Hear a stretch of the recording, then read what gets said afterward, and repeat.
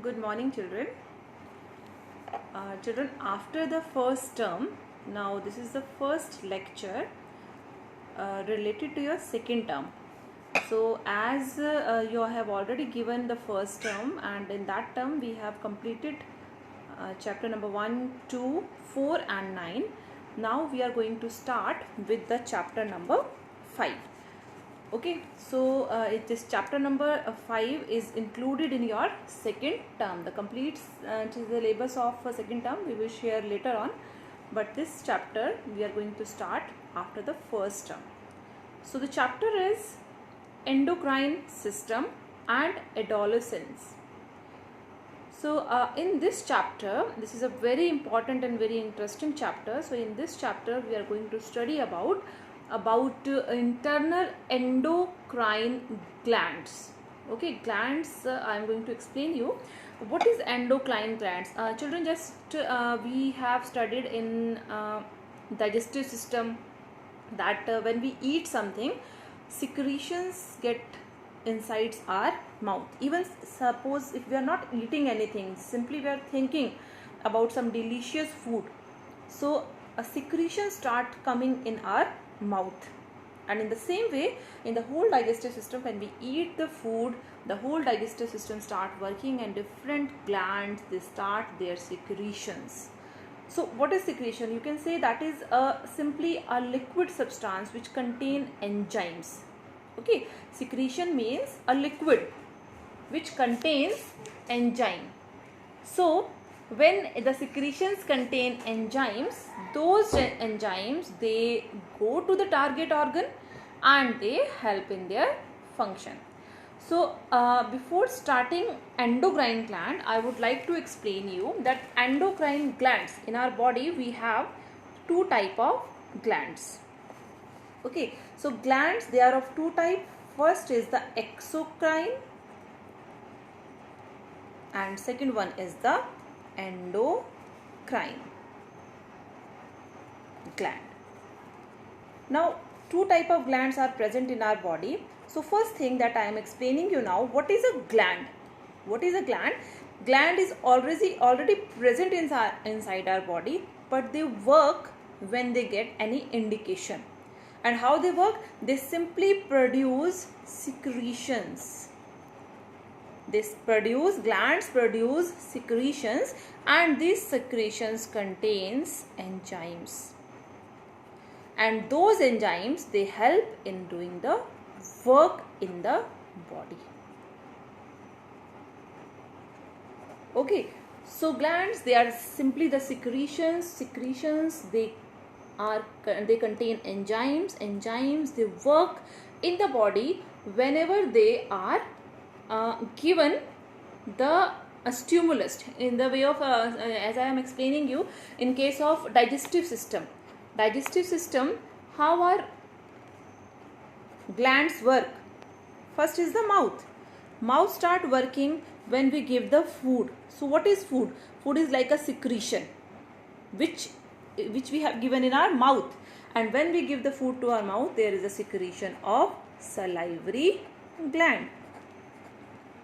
Same way, when the food reaches to the stomach, it secretes digestive juices. So what are glands? They are the glands, they are the organs, they are present inside our body. They simply produces the secretions. Secretions contain the enzymes, and the enzyme, they help in working out the different functions inside the body. So the glands, they are of two types. First is the exocrine gland, second is the endocrine gland. So first is exocrine gland. A little is given in your book. Exocrine gland means, as I have given you the example of salivary gland. Okay, just like salivary gland present in the mouth, just like pancreas, they are also a part of digestive system. So they are the exocrine gland. So what they are doing, these glands, they have the ducts. Okay, as you can see in your book also, our body has two type of glands, exocrine gland and the endocrine gland. The exocrine glands send their secretions, means their enzymes, through the ducts. What is duct? Duct is simply a pipe-like structure. Okay, duct is simply a pipe like structure, and suppose this is a gland, it is secreting some secretion, it will go to the target organ. Okay, as I have given you the example of salivary gland. So if the gland are with duct, these glands are called exocrine gland. And if the glands are without duct, as you can see there is no duct, this is a gland and this is a blood vessel. Okay, so there is no connection, simply here is the production of enzymes, here is the production of secretion, it directly comes to the vessels of blood vessels. There is no duct, no pipe like structure. So we can say exocrine glands, they are having duct, and endocrine glands, these are the ductless glands. This is the main difference between the exocrine gland and the endocrine gland. Okay, the exocrine glands, they are with ducts, endocrine glands, they are without duct. It is already given here, ductless glands. Now how they do? As I have told you, a salivary gland, pancreas, they just pass the secretion to the organ. But in that case, they are not passing to the organ, they are simply passing to the blood vessels. Okay, so ductless glands, they have the secretion, and that secretion is called hormone. That is called hormone. The word is already given in your book, hormone. Now these hormones, they are directly poured in the blood. Okay, and the blood, as we know, the blood is passing from one place to another. So same way that blood carries the hormones to the target organ. Is that clear, children? Here the glands, they are sending directly to the target organ, but here the glands, they are sending their secretion in the blood vessel, and as we know, the blood vessels, they are around the organs. So these blood vessels, they carry those hormones to different part of the body, to the target organ. So that is endocrine gland. Okay, because in this we are going to ask you the main question that arises here, what is exocrine, what is endocrine, and what are the differences between exocrine and endocrine gland. Now the question here arises now, endocrine gland. Now as we have discussed that these glands are ductless glands, the secretion of these glands means the hormones is secreted in very small amount. Very important. Endocrine glands, when they secrete some secretion, those secretions are in very small amount. In case of exocrine gland, the secretions, they are in a large amount. This is the second difference. Now third is, they are vital and carried to all the parts of the body. Each hormone has a specific function. Okay, whatever the hormone is producing inside the body, every hormone have a specific function. Same, that is same in exocrine also, endocrine also. Whatever the enzyme or the secretion or hormone is secreting in the body, they have a specific function. They only affect the particular part of the body. They doesn't affect the complete body, but when they are secreting, they affect a particular part of the body. Okay, so now three differences we have discussed about exocrine and endocrine. So first is, endo means without duct. So endocrine glands, they are the ductless glands. Exocrine glands, they are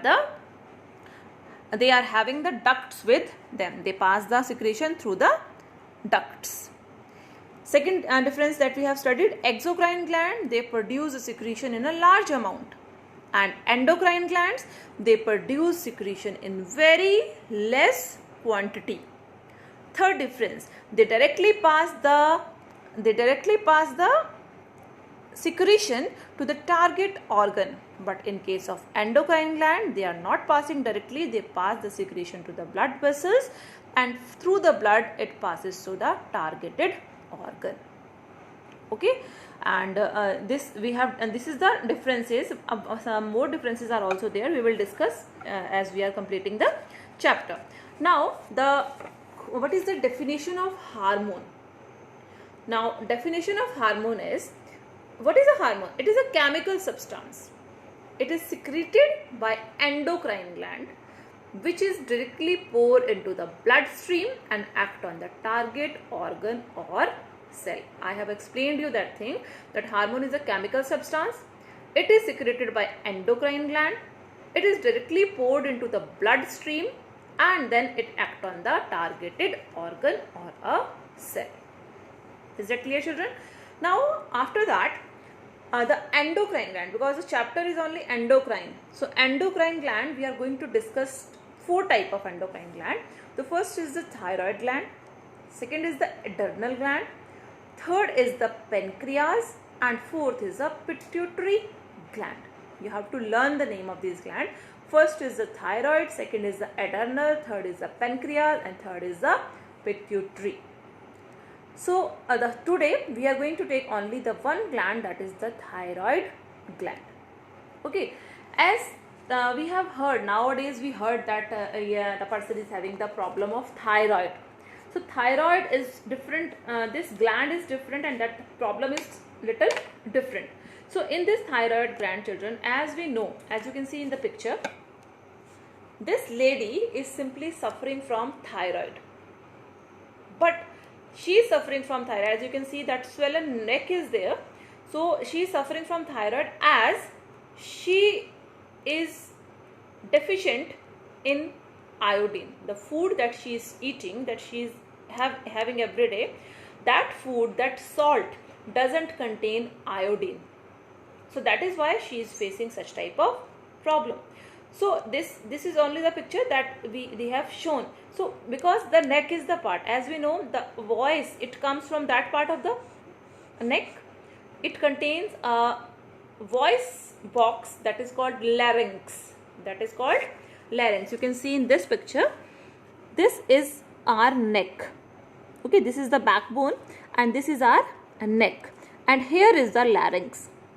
Okay, it is in the neck, and here is the thyroid gland.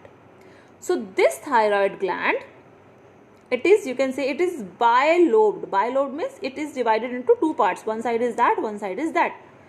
So it is a bilobed gland and it is present in the neck below the larynx. The name is thyroid gland. It produces the secretion. That secretion is called thyroxine.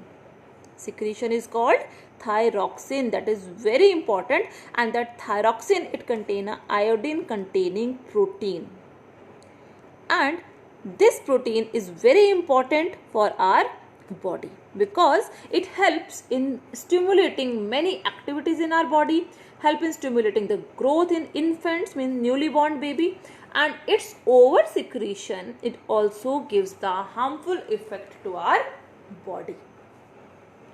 So thyroid gland, what we are discussing now, this much only I am going to tell you today. Thyroid gland, it is bilobed gland. We can ask you, write a paragraph on thyroid gland. So what you are going to write? It is a bilobed. Bilobed means it is divided into 2 parts, 2 sides it is having. It is a bilobed gland and it is present near to the windpipe below the larynx. It secretes a hormone that is called thyroxine. It is an iodine containing protein. This hormone helps to speed up the rate of most of the activities of the body. It stimulates the growth in infants, and its over secretion is harmful for our body. Is that clear, children? I will not give you too much for today. I have given you 3 things now. What is a gland? What is exocrine gland? What is endocrine gland? And what is the differences between exo and endocrine gland? What is a hormone? What is a thyroid gland? In our next lecture, we are going to discuss about what are their harmful effects and what are the good effect of the thyroid and this thyroxine on the body. So children, make your own notes, because I am going to give you the question and answers of the exercises, but what I am discussing here, just keep your book with you, underline the things and write all the things in your words in your copies, because notes we are not going to give you in your class. In class 8 you have to make your own notes. You have your own books with you, so whatever we are explaining, listen it and make the notes, because this time we are going to give you the question from the middle of the chapter also. So the question paper will be little difficult as compared to the first term. So whatever we are explaining, please listen it carefully and make your own notes. Okay children, thank you children.